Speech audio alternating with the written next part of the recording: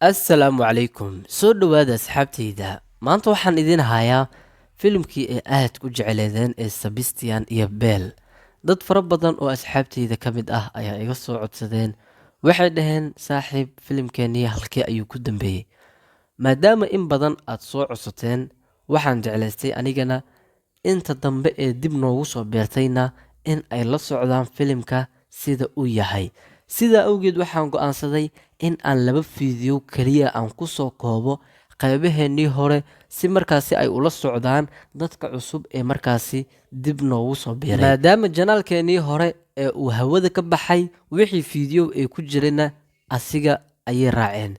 Haddaba waa tahay aan diyaar garowno, waxaana bilaabaynaa filimkeena aad ku xiisaha badan. Eygani ee aad aragtaan waa eyga la yiraahdo Belle. Waana ey markiisii ugu horreysay magaalada uu soo galay. Waxaa dhacday booliska magaalada degnaa in ay bilaabaan eeyaha meelaha jooga in ay aruuriyaan. Waxa uuna ka mid noqday Belle eeyihii la soo aruuriyey, balse markii dambe waxaa u suura gashay gaarigii shabaqlaha uu ku jiray in uu ka baxsado. Kadib markii uu gaarigii ka baxsaday ayuu waxa uu badbaadiyey wiil yar oo markaasi gaarigii uu ka baxsaday ku dulgidoomi rabay. Markiiba uu soo baxay, waxa uuna qabtay nin tuug ah kaasi oo kaniisad ka xadayay dahab aad u fara badan. Intaasi kadib dadku waxay arkeen eygani oo ninka ku dhegan, kadibna waxa ay bilaabeen in ay Belle garaacaan oo ay dilaan, magaaladana ay ka ceeriyaan. Balse dad ka mid ah markii ay eyga borsadeen, dadka kale waxa ay bilaabeen ninka in ay fiiriyaan, balse waxaaba hal mar jeebkiisa ka soo daatay waxyaabo fara badan oo qaali ah. Waxa uuna bilaabay markiiba in uu marmarsiyoodo, waxa uuna dhahay eygaasi ayaaba soo xaday waxani oo idil. Dadkii oo markaasi ceersaday eygii Belle ahaa, waxa ay dhammaantooda isku dayayaan sida ay u dili lahaayeen eygani. Balse Belle waa mid xawaarihiisu aad ay u sareeyaan, sidoo kalena aad u xoog badan. Dadka qaarkood quruxdiisa iyo xooggiisa ayayba caashaqeen oo waxa ay jeclaadeen in ay gacanta ku dhigaan oo ay shabaq ku ridaan, kadibna ay suuq geeyaan. Waa tahay, waxaan rajaynayaa dhammaantiinaba inaad ogaateen sida uu ku soo galay Belle magaalada. Sidoo kalena waxaa inoo dhiman sida ay ku kulmi doonaan Sebastian. Balse inteenaan guda gelin sheekadaasi, aan wax yar ka ogaano waxa ku saabsan wiilkan yar ee Sebastian la yiraahdo. Waxaa dhacday markiisa ugu horreysay in uuba soo dhex galo haan. Dabcan waxaad is leedahay waa maxay haantani? Waxaaba gudaheeda ku dhex jiro Sebastian oo waxa uu iska soo dilindileeyay dalcad aad u dheer ee magaalada ku dhex taalay, kadibna waa uu is soo dilindileeyay. Waxaa dhacday markiiba in uu magaalada oo idil qaso, waxa ayna dhammaan dadka oo idil ogaayeen qofkani sidaan u foodada badan inuu yahay Sebastian, uusanna ahayn qof kale. Balse markii dambe sidii uu u socday, waxa uu guri u galay duq waayeel ah oo meesha degneed. Mise duqduba is yaqaaneen oo waxay dhahday, Sebastian maxaa kugu dhacay? Waxa uu ugu jawaabay, awowgayga zilzaal ayaa haantan isoo dhexgeliyey, kadibna asiga ayaa isoo dilindileeyay. Markiiba waxay dhahday, been baad sheegaysaa ee soo kac. Markiiba waxay u soo qabatay boorsadiisa oo uu gurigeeda ugu tagay. Markiiba boorsadiisa ayay siisay, waxayna dhahday aad soo bax iskuulkaaga. Kadibna waxay ka mashquulisay dadkii faraha badnaa ee markaasi bursanayay. Markiiba uu soo baxay, waxa uuna soo aaday dhanka iyo iskuulkiisa, balse waxaa jiray ciyaal xaafadeed oo markaasi waddada ay ku kulmeen. Markiiba waxa ay ku bilaabeen ilmihii yaryaraayeen in ay foodayaan. Markiiba waxaa soo degay midkii ugu xoogga badnaa. Waxa uuna dhahay, Sebastian inteed u socotaa saaxiib? Markiiba asigoon u jawaabin, mid kale ayaa soo booday, wuxuu dhahay, kan waxa uma baranayo, iskuul ayuuna rabaa inuu aado. Dhammaantood waxay bilaabeen in ay ku jeesjeesaan, balse Sebastian dheg jalaq uma siinin, waa uu sii baxay. Balse markii dambe kii feeraha weynaa ayaa wuxuu dhahay, waxaa tahay wiil agoon ah oo aanan hooyo lahayn. Markiiba Sebastian inta xanaaqay ayuu kii feeraha weynaa derbiga uu ku qabtay. Waxa uuna dhahay, war balaayada iga qabta, iga celiya, waa maxay xooggiisa? Markiiba waxay bilaabeen in ay ka fujiyaan, laakiin markii uu sidaa loogu fujiyeyba, waxa uu bilaabay kii feeraha weynaa in uu Sebastian hal feer ku soo rido. Waxa uuna bilaabay Sebastian markiiba in uu ka soo cararo. Waxa uu dhahay, war balaayo kugu dhacday, ma feerkiisa ayaa kan u dulqaadan karaa? kadib waxay bilaabeen dhammaantoodaba in ay magaalada isku dhex ceersadaan. Sebastianna waxa uu bilaabay in uu ilmihii ku ciyaaro. Haddaba waa tahay asigoo sidaa loo ceersanaya ayaa waxaa qabatay gabar meel taagan. Waa tahay waxaad isweydiinaysaan waa maxay gabadhani? Gabadhani magaceedu waxaa la dhahaa Angelina, waana Sebastian walaashiisa. Markiiba waxay ka celisay ilmihii ceersanayeen, waxa ayna dhahday mar waliba walaalkayga inaad ceersataan ayaad u barateen, balse mar dambe haddii aad taabataan aniga ayaa idin dili doono. Kadib waxay u soo jeesatay Sebastian, waxa ayna dhahday wiil yahow goormee fooda ka daynaysaa magaalada. Markiiba waxay dhahday waa tahay cawada casho fiican ayaa guriga taala ee dib u soo laabo dhaqsi. Waxaa haddan u imaanaynaa niman ugaarsato ah kuwaasi oo raba in ay shimbir ugaarsadaan, balse shimbirkii koowaad markii ay ugaarsadeen ayuu beel la kulmay shimbirkii ay ugaarsadeen. Waxaa dhacday shimbirkiiba inuu meesha ka kacay oo dib u buubay. Haddana mar kale ayay waxay isku dayeen in ay ugaarsadaan, balse markii ay xabadda sida ugu rideenba waxaa meesha ka soo baxay beel. Markiiba waa ay fiiriyeen oo waa ay naxeen. Kadib waxaa dhacday mid ka mid ah in uu aad u cabsado. Waxa uuna bilaabay markii uu sida u arkayba in uu beelba ku rido xabad si markaasi ay iskaga difaacaan. Waxa ayna markaasi filayeen in uuba cun rabo beel.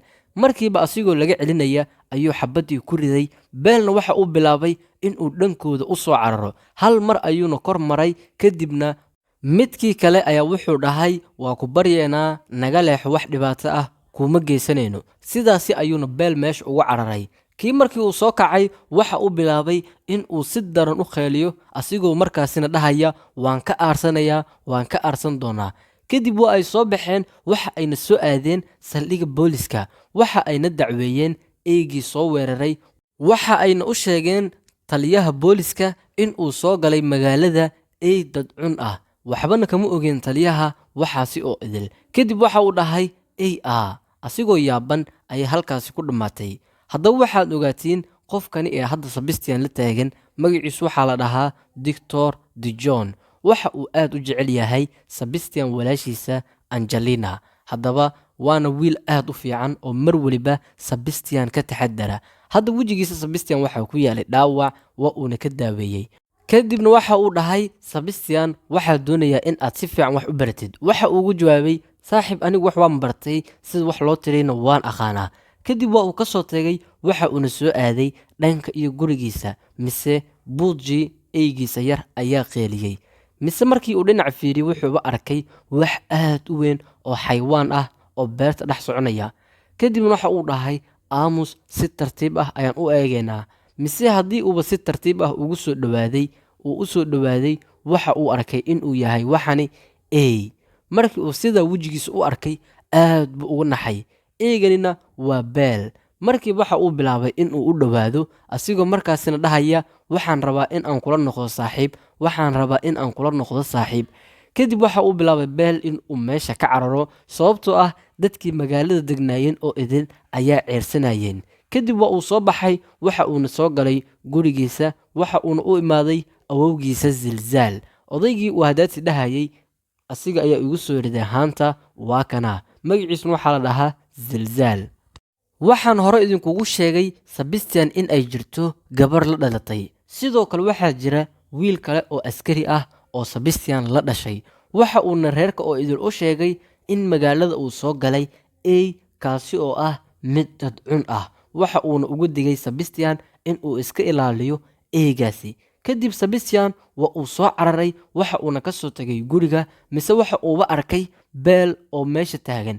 Kadib waxa uu dhahay ka soo carar meesha. Waxa uuna bilaabay in uu qol meesha ku yaalo ku qariyo. Waxa uuna dhahay qolkaani gal, cidna kuma arki doonto. Qolkaani gal, cidna kuma arki doonto. Sababtoo ah waxa uu ogaaday in la ceersanayo oo booliska oo idilna ay raadinayaan. Mise waxa uu wax yar kadib imaaday booliska iyo sidoo kale labadii nin ee ugaarsatada ahaayeen. Waxaana u imaaday Sebastian taliyaha booliska. Waxa uuna dhahay wiil yahow waan ku ogahay in aad aad u dhib badan tahay, balse waxaa jira ey aad u dhib badan oo dad cun ah. Haddaba ma aragtay eygaasi?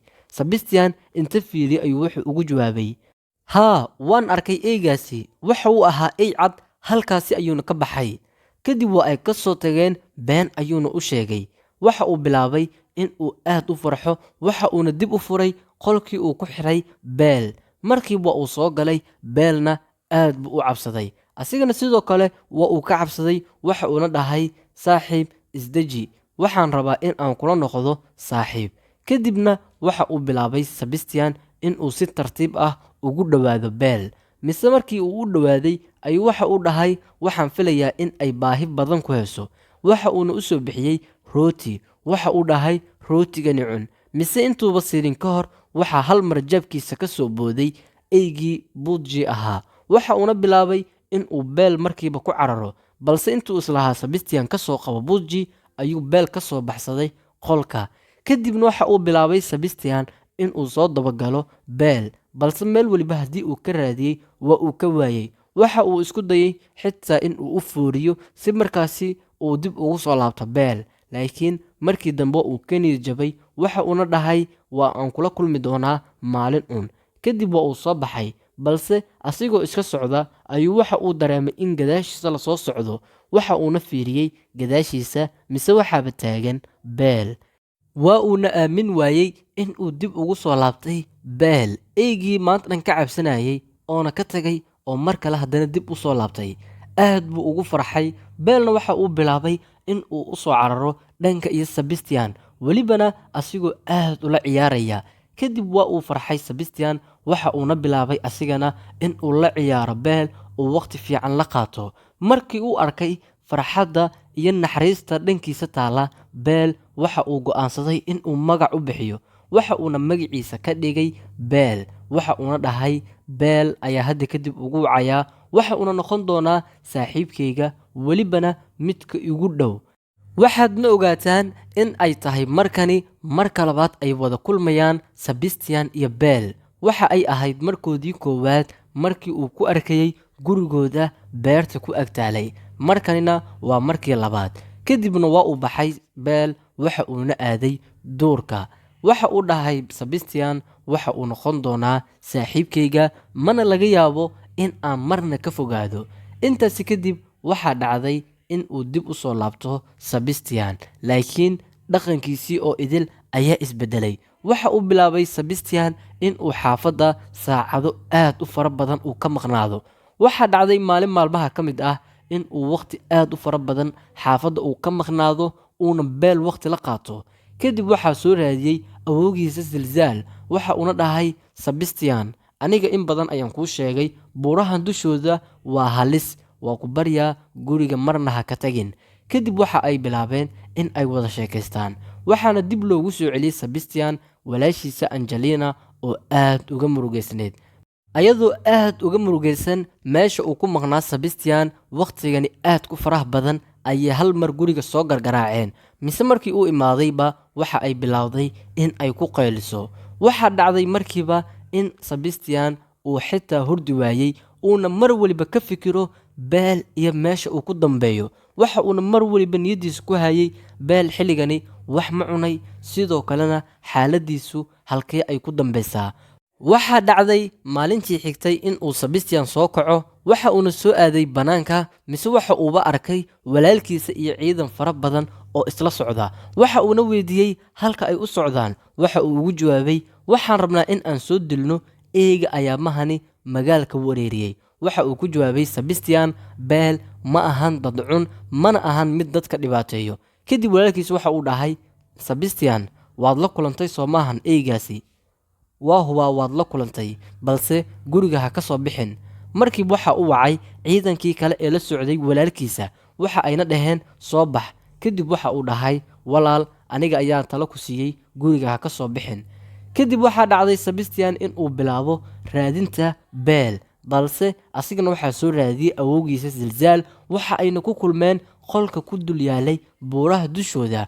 waxa uu bilaabay Zilzaal in uu uga sheekeeyo hooyadiisa Sebastian. waxa uuna dhahay, hadda ka hor waxaa dhacday in aan wada kulanno hooyadaada, waxaana ku dul kulannay buurahani hadda ee aan dul saarannahay dushooda. xilligaasi waxay ahayd xilli baraf uu da'ayay. waxaana dhacday anigoo mar u soo baxay ugaar in aan buuraha dushooda aan ku arko hooyadaada oo dhulka ku dhacday.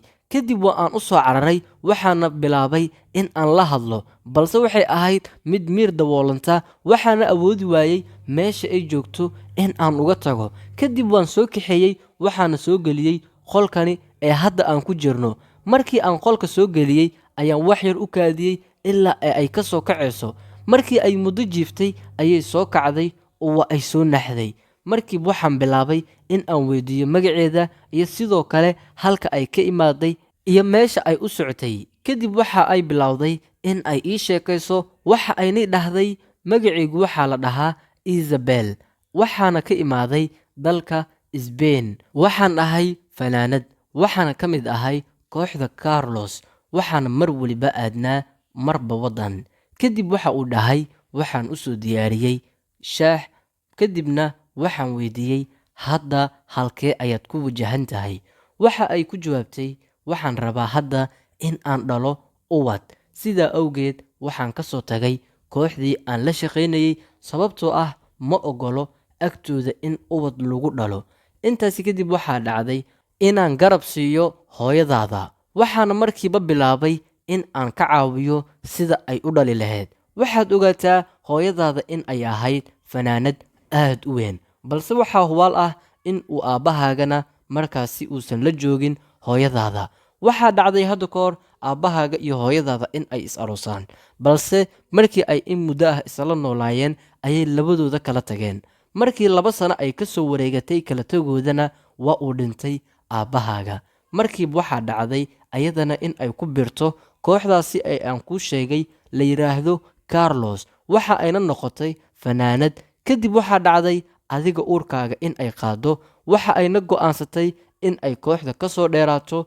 kadibna adiga ay sidaasi kugu dhasho markiiba waxaa bilaabatay in ay soo baxdo oo ayna soo aado buurahani ee magacooda loo yaqaano buuraha Garanaya markiiba aniga ayaa halkaasi kula kulmay hooyadaada intaasi kadib markii ay sheekadeeda oo idil ay igaaga sheekaysay aniguna waxaan go'aansaday in aan garab siiyo oo ayna xaafadeyda ku dhasho markiiba waxaan u keenay naag umulso ah waa ayna ka dhalisay waxaana la dhalay adiga waxaana lagu bixiyey magaca Sebastian guriga waxaa ila degnaa 2 ilmood oo awowo aan u ahay kuwaasi oo ah Angelina iyo John waxaadna ogaataa Angelina iyo Johnba inaynan ahayn walaalahaaga saxda ah sidoo kalena Angelina ayada ayaa ku soo korisay mana ahan hooyadaada waxaad ogaataa hooyadaada in ay tahay gabadhaasi magaceeda la yiraahdo Isabel ee fanaanada ah kadib waxa uu dhahay hooyadaada markii ay inala joogtay dhowr bilood ay waxay go'aansatay in ay naga tagto sababtoo ah shaqooyin fara badan ayaa u yaalay sharciga tiimkana waxaa ka mid ahaa in ubadka banaanka lagu soo dhalo markii 2 bilood lala joogana dib loogu soo laabto tiimka waxa ay nagala dardaarantay in aan si fiican kuu korino balse waxa ay naga ballan qaaday maalin in ay dib kugu soo laaban doonto ayna dib ku wadan doonto waxaana go'aansanay oona ka ballan qaadnay anagana in aan si fiican kuu xanaaneyn doono aanu ku korin doono intaasi kadib waa ay naga tagtay hooyadaada waxa ayna dib ugu laabatay kooxdii ay la shaqayn jirtay ee Carlos waxaana ogaataa wiilyahow in ay tahay qisada hooyadaada oo dhammaystiran intaasi haddaba in muddo ah ayaan kaa qarinayay maadaama hadda aad soo weynaatay ayaana kuugu sheegay waxaana awoodi kartaa in aad wax waliba fahamtid Sebastian intaasi kadib aad buu u farxay waxa uuna dhahay hooyadeyda dib miyay ugu soo laaban doontaa waxa uu ugu jawaabay awowgiisa Zilzaal haa ayada sida ay naga ballan qaaday waxa ay dhahday wiilkayga maalin waa u soo laaban doonaa dib ayaan u kaxaysan doonaa kadib Sebastian aad buu u farxay waxa uuna dhahay aad ayaan u faraxsanahay waana hubaa hooyadeeda waa ay ii soo laabanaysaa markiiba uu baxay waxa uuna dhahay hadda waan baxayaa waxaana raadinayaa beel sidoo kalena ciyaalka mar waliba igu foodeyn jireen inaanan hooyo lahayn ayaana u sheegi doonaa in aan hooyo leeyahay oo hooyadeedana ay ii imaan doonto intaasi kadib waxaa dhacday in uu bilaabo raadinta beel balse sidii uu u raadinayay ayuu helay beel markii uu sidaa u helayba waxaa sidoo kale u imaaday ciidankii faraha badnaa ee ka mid ahaa walaalkiisa oo raadinaya beel markiiba waxa uu bilaabay in uu dhaho beel meesha ka carar saaxiib kadibna waxa uu isku dhigay xabadihii lagu tuuri rabay beel. Waxa uuna dhahay marna ma idin ogolaanayay in aad dishaan beel, asigoona markaa ku qeylinaya beel meesha ka carar. Intaasi kadib waxaa dhacday nimankii ugaarsatada ahaayeen in ay soo tashtaan. Waxa ayna go'aansadeen in ay beel gacanta ku soo dhigaan oo ay dabin u dhigaan, sababtoo ah beel qofkii soo qabta waxaa dushiisa la saaray lacag aad u fara badan. Kadibna waxa ay isku dayeen in ay xabad ku dhuftaan, balse nasiib daro waa ay la waayeen xabadda. Mise markiiba waxaa dushooda imaaday beel oo aad u xanaaqsan. Waxa ayna bilaabeen in ay aad u cabsadaan, kadibna ay soo ordaan. Waxa ayna ka soo dhaceen meel dalcad ah, balse mid ka mid ah ayaa lugta laga qabsaday. Markiiba waxa uu bilaabay in uu ku qeyliyo, lugta waa ay iga go'day, lugta igaaga fuuq. Mise waxaaba ku dhegan kii kale ee saaxiibkiisa ahaa. Haddii uuba soo fiiriyey uuna lugtiisa ku tataabtay, waa maxay ayuu dhahay, wejigani ee lugteeda ku dhegan. Marka ayuu wuxuu ugu jawaabay, war aniga isiidaa doqon yahow. Haddayba dhinacyada fiiriyeen, waxayba arkeen beel ooba mar hore meesha ka tagay. Intaasi kadib waxaa bilaabatay mar kale in ay booliska soo raadiyaan beel. Markanina waxa ay soo wateen eeyo aad u fara badan, sidoo kalena waxa ay bilaabeen in ay xabado u adeegsadaan. Balse sidii hore si la mid ah waa uu ka baxsaday beel booliska gacantooda. Intaasi kadib Sebastian, maadaama loo sheegay hooyadiisa in ay jirto dhanka iyo Spain, waxa uu go'aansaday in uu hooyadiisa soo raadiyo. Angelina iyo awowgiisa Zilzalna waa ay ka ogolaadeen arrintaasi. Intaasi kadib waxa uu ka soo tilaabsaday Spain, xuduudii ay la lahayd Faransa. Intaasi kadibna waxa uu hore u soo kaxaystay saaxiibkiisii beel si markaasina uu u caawiyo. Balse nasiib daro, markii uu sidaa u soo galay Spain, waxa uu la kulmay laba nin oo aad u dhib badan. Labadaani magacooda waxaa la kala dhahaa Mendoza iyo Manood. Muhiimadooda ugu weynna waxay ahayd in ay beel gacanta ku dhigaan, kadibna ay iibsadaan. Intaasi kadib waxaa dhacday markii ay magaalada gudaha u soo galeen in la xiro Sebastian iyo beel, balse nasiib wanaag waa ay ka soo baxsadeen xabsigii ay galeen. Sidii ay u soo cararayeen ay waxay galeen guri qasri ah. Waxa aynu guriga kula kulmeen gabar yar oo aad u qurux badan, magaceeduna la yiraahdo Lena. Waxa ayna garab ka siisay sida ay uga dhuuman lahaayeen booliska, balse markii dambe aabaheeda ayaa banaanka soo dhigay oo booliska way ogaadeen in ay gurigani ku jiraan. Markii dambe waxaa dhacday in la yiraahdo beel ayaa la imtixaanayaa, laakiin ninkii askariga ahaa ee magaciisa la yiraahdo Calcia ayaa waxa uu bilaabay in uu Budgie dhibaato u geysto. Kadibna beel waa uu xanaaqay oo ninkii askariga ahaa ayuu asigana dhibaato u geystay. Markiiba askariga Calcia waa uu xanaaqay, balse Lena ayaa jiratay. Waxa uuna bilaabay in uu raadiyo dhakhtarkii daaweyn lahaa. Haddaba asxaabtayda, halkani ayaan ku ekeenaynaa. insha Allah qaybta xigta la socod wanaagsan. Waxaan rajeynayaa fiidiyowga inaad like saarteen, sidoo kalena aad channelka subscribe dhaateen. mahadsanidin. maca salaama.